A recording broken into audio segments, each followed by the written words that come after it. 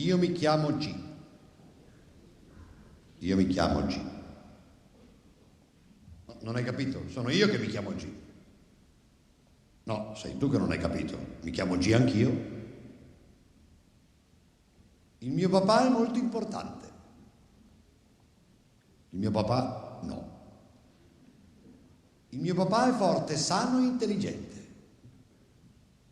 Il mio papà è debole, malaticcio e un po' scemo. Il mio papà ha 3 lauree e parla perfettamente 5 lingue. Il mio papà ha fatto la terza elementare e parla in dialetto. Ma poco, perché tartaglia. Io sono figlio unico e vivo in una grande casa con 18 locali spaziosi.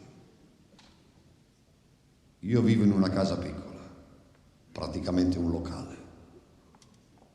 Però ho 18 fratelli. Il mio papà guadagna 31 miliardi al mese, che diviso 31, che sono i giorni che ci sono in un mese, fa 1 miliardo al giorno. Il mio papà guadagna 10.000 lire al mese, che diviso 31, che sono i giorni che ci sono in un mese, fa 10.000 lire al giorno. Il primo giorno, poi dopo basta. Noi siamo ricchi ma democratici. Quando giochiamo a tombola segniamo i numeri coi fagioli. Noi invece segniamo i fagioli coi numeri, per non perderli. Il mio papà è così ricco che cambia ogni anno la macchina, la villa e il motoscafo. Il mio papà è così povero che non cambia nemmeno idea.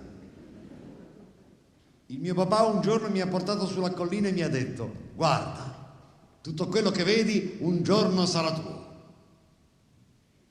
Anche il mio papà un giorno mi ha portato sulla collina e mi ha detto: guarda,